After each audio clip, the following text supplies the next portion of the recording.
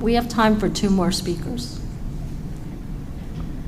Hi, my name is Liz Carletta. I'm from Oakland. First, thank you to all of the board members up there for your service. It's obviously a thankless job, and I appreciate the work that you've done, and I hope to be up there one day myself. And thank you to all the parents and also the non-parents who are here in this room tonight, the members of our community who obviously care so much about our children and their futures and our community. It's clear that 3 minutes, I'm not going to be able to change anybody's mind tonight, so I'm not even going to try. It's also clear that a lot of people don't really understand what they're talking about tonight, and this fly doesn't either. I am a former teacher. I'm currently a PhD student studying teacher education. These are the things that I read about and learn about and work with every single day and have done for the past 25 years. I understand what we're talking about. As someone else already mentioned, this shouldn't really even be a conversation at the board level because it's a state mandate, and quite honestly, you don't have the power to accept or not accept it. So, and I know that most of you probably know that already. What I would like to do is offer my time to either the members of the board individually or as a group, and any member of this audience here tonight or virtually watching this at home, if you would like to learn more about this, whether it's critical race theory, diversity, equity, and inclusion, or anything else that's being discussed tonight regarding the curriculum, please feel free to reach out to me, and I'm very, very happy to have a conversation that I cannot have with you or anybody in 3 minutes. I'm very, very happy. This is my job. This is my life's work. This is what I do. I'd also, I'm hesitant, right? So when I'm sick, I go to the doctor. When my car breaks down, I go to the mechanic. I don't have that education. I can't cure myself. I can't fix my car. I go to people who studied that, right? I'm a person who has studied and continues to study it with current research and past research. If you would like some information, I'm not gonna yell at anybody. I'm just really happy to talk to anybody. I am open to conversation. I hesitate to give out my personal information on a recorded meeting, but I did state my name earlier. You can find me on Facebook, or if you'd like to come up to me after the meeting, I'd be happy to share my email address or phone number with you. Thank you again very much for the time tonight, and thank you for your work. Thank you. We have time for 1 more. We have to come back. I'm sorry. Good evening. My name is Alla Safir-Krause, and I am from Wyckoff.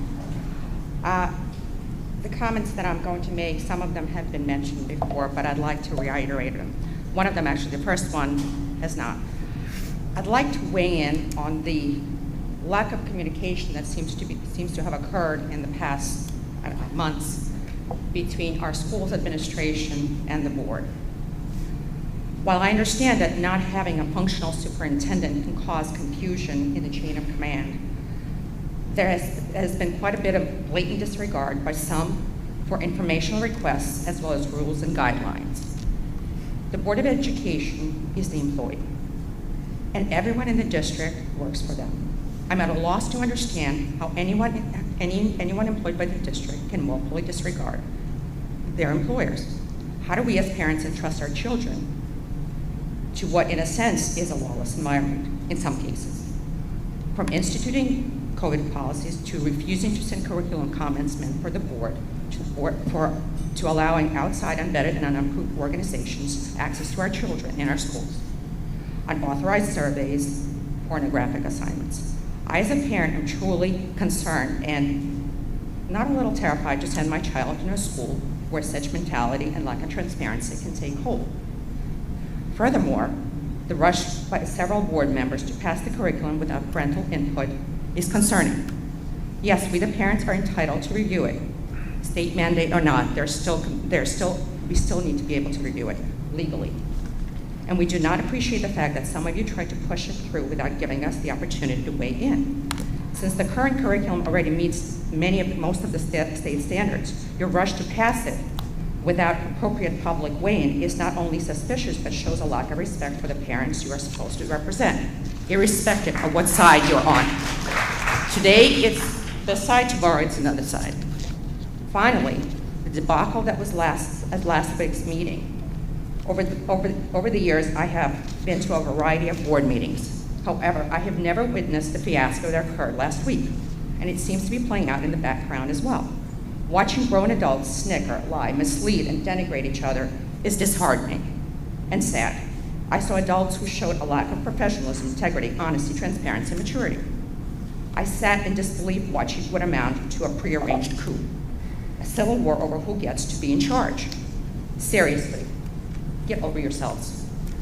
Put your egos aside and grow up. You are here to help us educate our children, not set yourselves up for a career in dirty politics, no matter what side of the aisle you're on.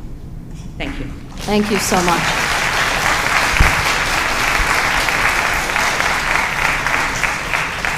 Can I get a motion to Madam close President? public discussion? Madam President, I'm sorry, before we close public session, did you receive any public comments via email that need to be read into the record? No. Mrs. King, that has been dissolved. That was part of the return to earning. But you did it at previous public We meetings. have to go out of public Yeah, discussion. so I'll. We let did me- not. Can I get a motion to close the public discussion? So moved. Second. That's been closed. But you did it at previous meetings. Yeah, when it was still available, I think. It wasn't officially No, closed. It was in the last two meetings that we've had. Yeah, it was one before it was removed, officially.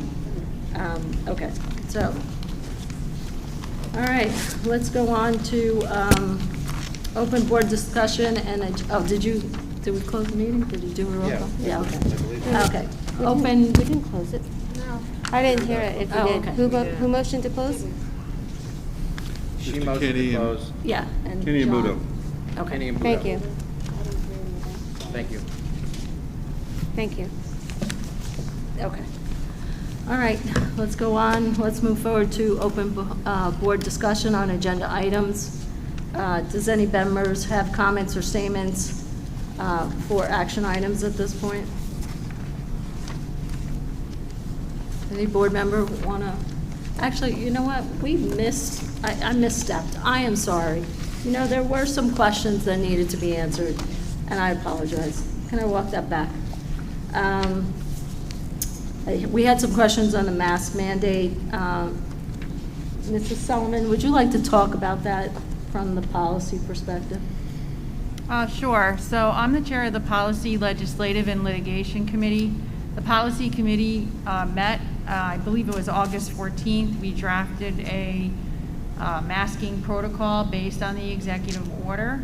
It's my understanding that, in fact, I have personal knowledge because he wrote to me and the board president that our board counsel, Mr. Fogarty, has given us comments on the draft policy. It will be discussed again on Friday when we have another policy committee meeting. And at that time, the policy committee will vote to decide what they propose to the board as to the masking policy. The first read on that policy is on the website now, and you can feel free to look at it, send comments to the board president, to the board, any way you like. And I've also actually made notes about some of the comments tonight. Thank you. Dan, I was wondering if you could basically give us some insight on some of the questions regarding fair balance and just ensuring that, you know, there's an interpretation in that sense with teachers presenting the curriculum.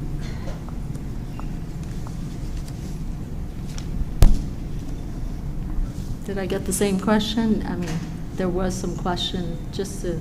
Through email? No, someone th- just through here? asked, yeah, how do we ensure that there's fair balance amongst the teaching staff? Yeah, I think it was Lori Heffernan. I'm sorry? Lori Heffernan was asking, Yeah. how do we make sure that we stay neutral? How do we supervise So- implementation?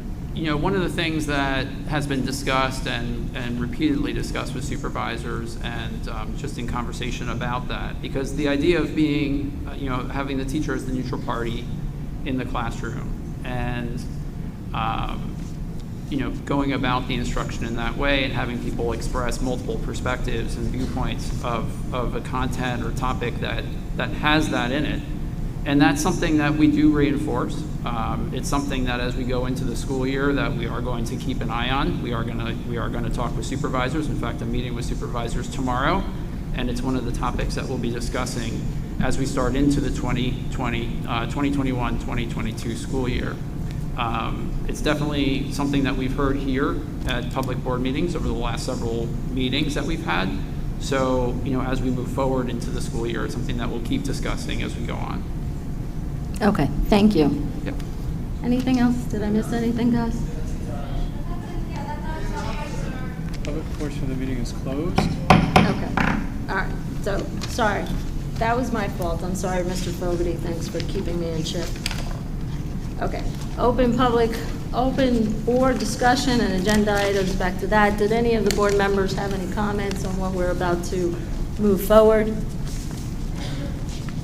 No. Mr. Budo? Are we also going to have comments once we open up the action items?